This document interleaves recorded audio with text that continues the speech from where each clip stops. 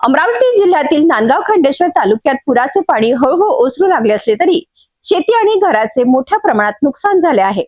या पार्श्वभूमीवर स्थानिक आमदार प्रताप अडसळ आणि जिल्हाधिकारी आशिष शेरेकर यांनी नुकसानग्रस्त भागाची पाहणी करून नागरिकांशी संवाद साधला।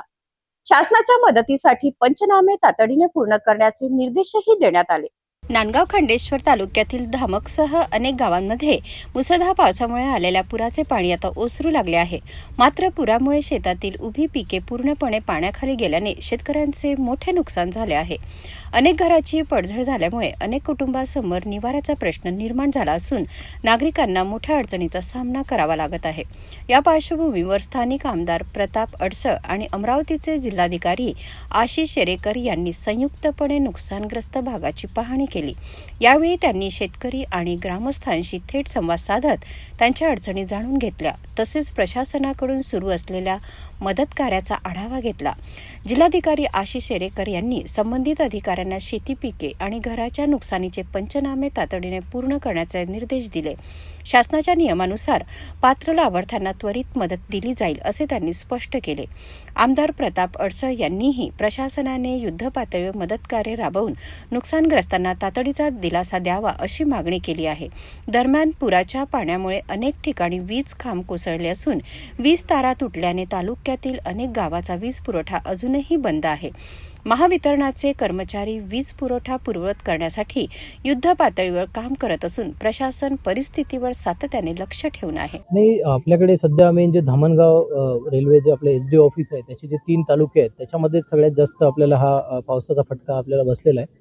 काल संध्याकाळपासूनच जोरदार पाऊस त्या ठिकाणी या पूर्ण तिन्ही तालुक्यांमध्ये पडत होता आणि त्यातल्या त्यात इथे नांदगाव खंडेश्वरमध्ये सर्वाधिक त्या ठिकाणी पावसाची नोंद झालेली आहे। आज आपण जिथे उभे आहोत धामक या गावी या परिसरामध्ये साधारणतः 200 ते 225-30 एवढा मिलीमीटर पाऊस या ठिकाणी पडला आणि आपण जिथे उभे आहे तिथे साधारणतः 10-15 फूट पाणी त्या ठिकाणी काल होतं। गावकऱ्यांनी अतिशय प्रसंगावधान राखून संध्याकाळपासूनच जे इथे नदीलगतचे जे घर आहेत ते खाली करण्यास सुरुवात केली होती आणि जे उंचवट्यावर आपली जे PHC आहे किंवा इतर जे घरं आहेत, समाज मंदिर आहे, तिथे गावकऱ्यांनी स्वतःच शिफ्ट होणं सुरुवात झालं होतं। त्यामुळं कुठल्याही प्रकारची जीवितहानी आपल्याला टाळण्यासाठी त्या ठिकाणी यश मिळाले आणि कुठल्याही प्राण्यांच्या जीविताचीही त्या ठिकाणी नुकसान नाही झालं।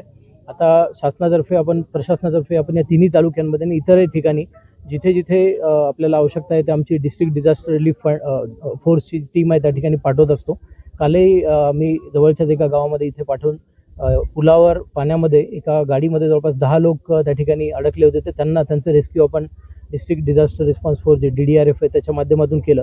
तर अतिशय अलर्ट मोडवर सगळं प्रशासन आहे। आता जे नुकसान त्या ठिकाणी झाले, पिकाचं नुकसान झालेलं आहे त्याचे पण आम्ही पंचनामे करतोय, काही ठिकाणी जमीन खरडून गेली त्याचे पंचनामे करतोय, सोलारचं देखील नुकसान शेतकऱ्यांचं झालेलं त्याचे पंचनामे करतोय आणि शासन निर्णयानुसार आम्ही निश्चित त्याच्यामध्ये मदत जी आहे ती तात्काळ करू। आणि या गावच्या पुनर्वसनासाठी पण जे आता आमदार महोदयांनी सांगितलं की आता अंतिम टप्प्यात आहे ते मोजणी झालेली आहे, तर याला सुद्धा आम्ही गती देऊन हा जो प्रश्न आहे या गावचा परमनंटली त्या ठिकाणी सोडवायचा प्रयत्न करू। अनेक जे पूल आहे ते शिकस्त हे आपण पाहिलं तर पूल वाहून गेला असं तर नाही आहे। पुलाच्या बाजूचा जो अप्रोच रोड आहे तिथे काही ठिकाणी केविंग जे म्हणतो आपण ते त्या ठिकाणी झालेली आहे, ती आम्ही तात्काळ दुरुस्त करून घेऊ।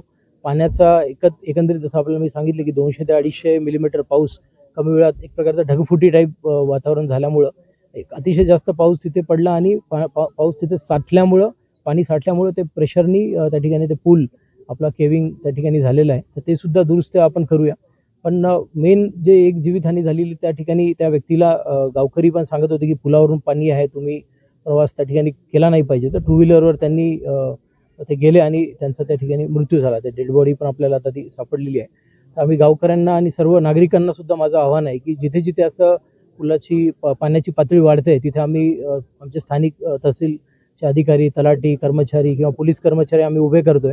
तर कृपया आपण जे प्रशासनाला सहकार्य करावे, जे सूचनांचं आहे ते पालन करावं, जेणेकरून अशा प्रकारचे जीवितहानी आपल्याला टाळता येईल। सर, कालपासून नांदगाव खंडेश्वरमध्ये पुराचे पाणी ओसरत असले तरी नुकसानाची तीव्रता आता समोर येत आहे। पंचनामे, मदत कार्य आणि वीज पुरवठा पूर्ववत करण्याचे काम वेगाने सुरू असून नुकसानग्रस्तांना लवकरात लवकर दिलासा मिळण्याची अपेक्षा व्यक्त केली जात आहे।